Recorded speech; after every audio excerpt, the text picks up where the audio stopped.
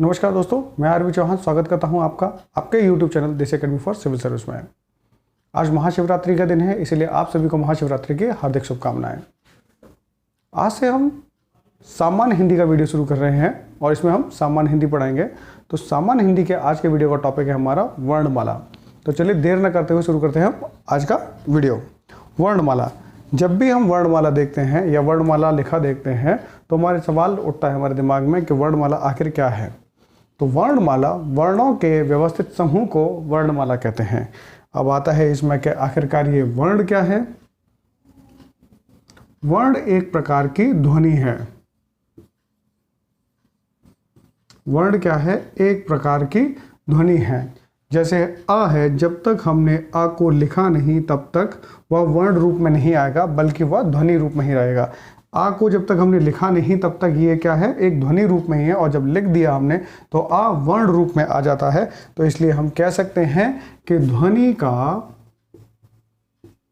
लिखित रूप क्या कहलाता है? ध्वनि का लिखित रूप वर्ण कहलाता है, और ध्वनि क्या कहलाता है? वर्ण का मौखिक रूप ध्वनि कहलाता है।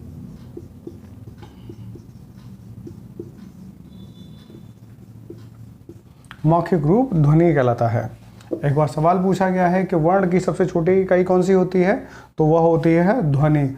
वर्ण की सबसे छोटी इकाई ध्वनि होती है। अब हम पढ़ते हैं लिपि के बारे में कि लिपि क्या है। लिपि है लिखने का तरीका।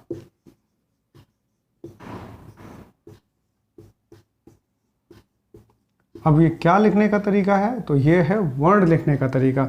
जैसे अगर हम आ है तो आ को इसी तरीके से बनाएंगे तो इसको आ कहेंगे। इसको ई को बनाने का तरीका ये होगा, इस ई को बनाने का तरीका ये होगा, ऊ को बनाने का तरीका ये होगा। इसे ही लिखने के तरीके को हम लिपि कहते हैं। और ये एक आ जो है, आ एक आकृति है। आकृति को हम क्या कह सकते हैं? चिन्ह कह सकते हैं। और अ क्या है? एक प्रकार का अ क्या है? एक वर्ण है। तो कह सकते हैं कि चिन्ह भी वर्ण हो गया। चिन्ह भी क्या हो गया? वर्ण ही होता है। तो लिपि चिन्ह, लिपि चिन्ह एक आपने सुना होगा। लिपि चिन्ह यानी वर्णों को लिखने का तरीका ही लिपि कहलाता है।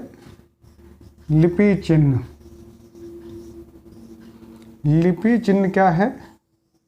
लिपि चिन्ह ही वर्ण को कहते हैं। तो लिपि चिन्हों के व्यवस्थित समूह को ही वर्णमाला कहते हैं। वर्ण के व्यवस्थित समूह को भी वर्णमाला कहते हैं।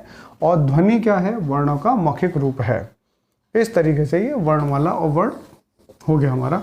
अब हम पढ़ते हैं वर्णों की संख्या के बारे में।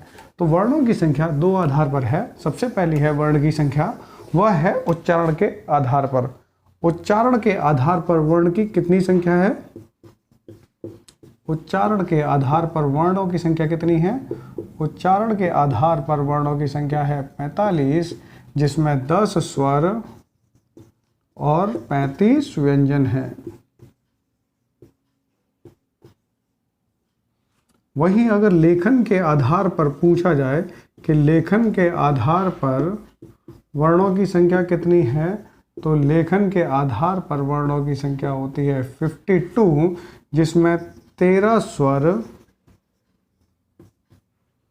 35 व्यंजन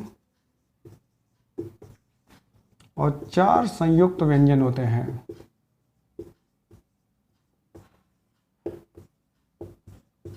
और ये चार जो संयुक्त व्यंजन होते हैं, छ, त्र, ज्ञ और श्र, ये 4 संयुक्त व्यंजन होते हैं।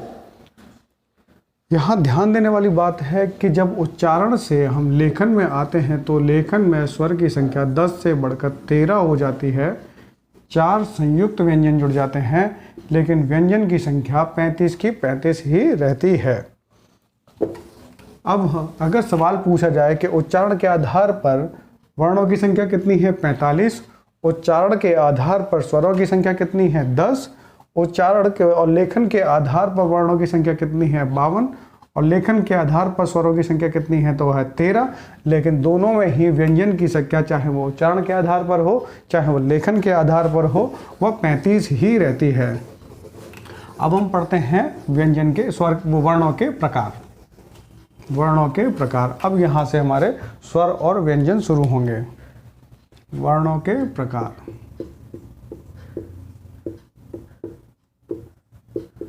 वर्ण मुख्य रूप से दो प्रकार के होते हैं, स्वर और व्यंजन। स्वर क्या कहते हैं? स्वर ऐसे वर्णों को कहते हैं जिनका उच्चारण स्वतंत्र रूप से होता है, और व्यंजन उनको कहते हैं जिनका उच्चारण स्वर की सहायता से होता है। जिन वर्णों का उच्चारण स्वतंत्र रूप से होता है वे स्वर कहलाते हैं, और वे हैं अ, आ,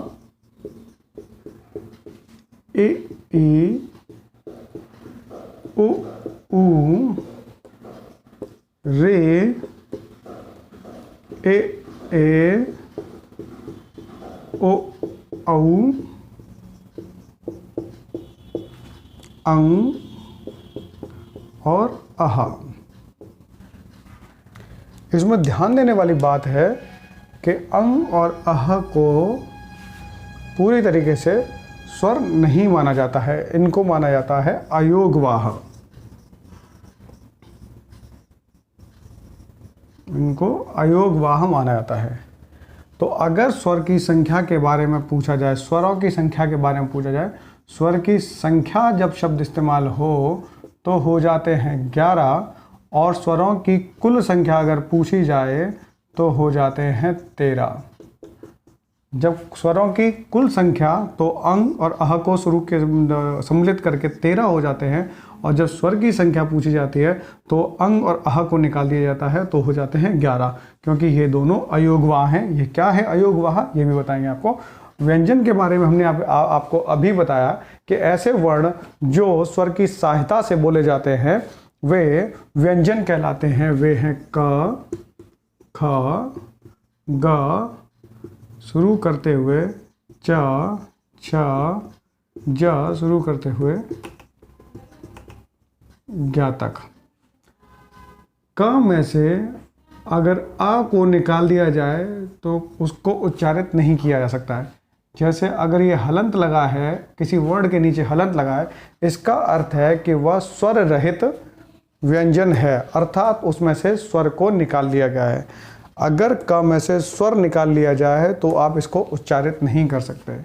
इसी तरीके से अगर ख में से अ को निकाल लिया जाए तो आप उसको उच्चारित नहीं कर सकते।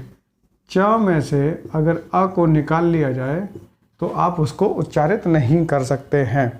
इसीलिए जब हम इनको स्वर से जोड़ते हैं, जब स्वर आके इनसे जुड़ जाता है तो ये इसको च को पूर्ण कर देता है। मतलब अब हलंत हट गया, मतलब पूरा च बन गया, ये एक पूर्ण च बन गया।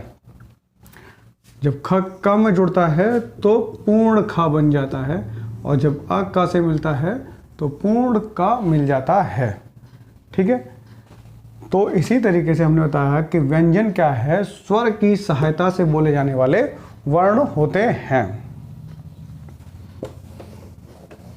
अब अयोगवाह के बारे में बता रहे थे हम आपको कि अयोगवाह जो होते हैं, अयोगवाह उनकी संख्या है 2। अयोगवाह की संख्या कितनी है? 2। ये अंग और अह ये 2 हैं। जो अंग बना है ये अ प्लस इस बिंदी से बनता है, और अह जो बनता है ये अ प्लस 2 बिंदु विसर्ग। इसे हम अनुस्वार कहते हैं और इसे हम विसर्ग कहते हैं।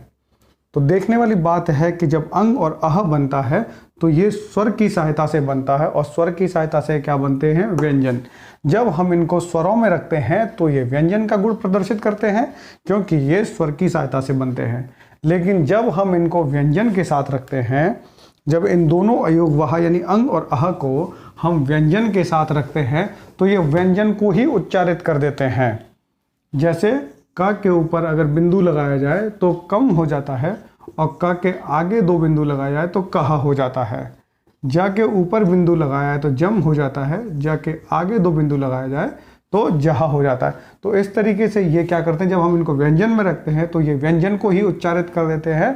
तो जब व्यंजन में होते हैं तो ये क्या स्वर का गुण प्रदर्शित करते हैं। स्वर और व्यंजन दोनों का गुण प्रदर्शित करने के कारण ही इन दोनों को अयोगवाह कहा जाता है, जिसका अर्थ है कि अ के योग से बने हुए ऐसे वर्ण जो व्यंजन का भार वहन करते हैं, ऐसे वर्ण जो अ के योग से बने होते हैं परंतु वर्ण व्यंजन का भार वहन करते हैं। स्वर और व्यंजन में अंतर, जब अयोगवाह में और व्यंजन में अंतर इतना है कि इनमें जो स्वर लगाया जाता है इनके प्रारंभ में लगाया जाता है और व्यंजन में जो स्वर लगता है वह वर्ण के बाद में लगता है। वर्ण के बाद में लगता है व्यंजन में जो स्वर लगता है, और अयोगवाह में जो व्यंजन आता है वह उनके पहले आता है।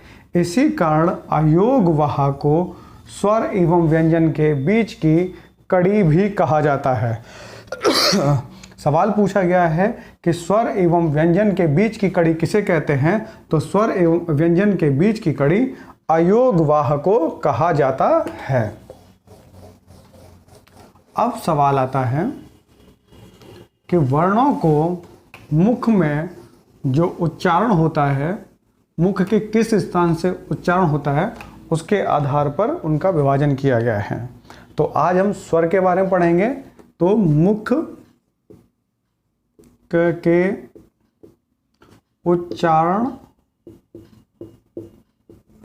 के स्थान के आधार पर स्वर। अगर आपको ये बताने के लिए बैठ गया कि मुंह के किस भाग को मूर्धा कहते हैं, मुंह के किस भाग को कंठ कहते हैं, मुंह के किस भाग को तालु कहते हैं, तो आप एग्जाम्स में अपने मुख में कंठ, तालु, ओष्ठ, मूर्धा यही सब ढूंढते रह जाएंगे और सवाल गलत होने की संभावना बढ़ जाती है। आप इसको इस टेक्निक से याद करिएगा, कभी गलत ही नहीं होगा। सबसे पहले आप स्वर लिख लीजिए। अ, आ, ए, ई, ओ, ऊ,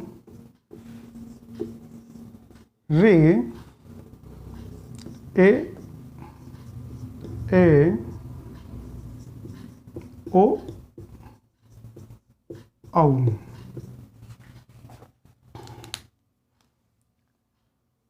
नंबर 1, नंबर 2, नंबर 3, 4, 5 और ये 6। ये जो दोनों हैं ये बोले जाते हैं कंठ से। कंठ, तालु, ओष्ठ। ओ ऊ को पहचानना आसान है। ओ ऊ अ प फ ब भ, इनको क्योंकि ये डायरेक्ट होठ टच भी होते हैं इसमें। तो उ ऊ ओष्ठ से री जो बोला जाता है ये मुख में मूर्धा नामक स्थान से बोला जाता है। ए, अब एक को 2 से मिला दीजिए तो क्या हो जाएगा, कंठ तालु। कंठ तालु, और एक को अगले से मिला दीजिए तो ये अगला वाला बन जाएगा कंठ ओष्ठ। कंठ ओष्ठ ये जो है इनके बोलने का स्थान है। ये जो है इनके बोलने का स्थान है। के आ कंठ से बोला जाता है। ए ई तालु से बोला जाता है। ओ ऊ ओष्ठ से बोला जाता है। रे मूर्धा से बोला जाता है। जब 1 और 2 को मिला देंगे तो ए बोला जाता है यानी कंठ तालु, और 1 और 3 को मिला देंगे तो कंठ ओष्ठ यानी ओ कंठ ओष्ठ से बोला जाता है। अगर आप इसको इसी तरीके से 2-3 बार करेंगे तो आपको याद हो जाएगा। इसमें आपको जब पेपर में पूछा जाएगा कि आ का क्या है, मुख में उच्चारण का स्थान कौन सा है, तो आप बता देंगे कि कंठ से है। रे किस स्थान से बोला जाता है, मुख में किस स्थान से बोला जाता है, तो रे मूर्धा से बोला जाता है। औ किस से बोला जाता है, तो 1-3 यानी कंठ ओष्ठ से बोला जाता है। कंठ ओष्ठ से बोला जाता है। अब व्यंजन रह जाते हैं आपको व्यंजन अगले वीडियो में बताएंगे कि जो व्यंजन है वो मुख में किस स्थान से बोले जाते हैं, क्योंकि इसी को याद करना थोड़ा मुश्किल होता है। तो एक एक वीडियो में आपको इन सारी चीज़ों के बारे में बताते चलेंगे, जिससे कि पर वीडियो आपको ये साथ के साथ याद होता रहेगा। अगर आपको हमारा ये वीडियो पसंद आ रहा है तो इस वीडियो को लाइक करें, शेयर करें, सब्सक्राइब करें और कमेंट ना करें। और भाई सब्सक्राइब तो ज़रूर ही कर लें। तो चलिए मिलते हैं आपसे अगले वीडियो में, तब तक के लिए नमस्कार।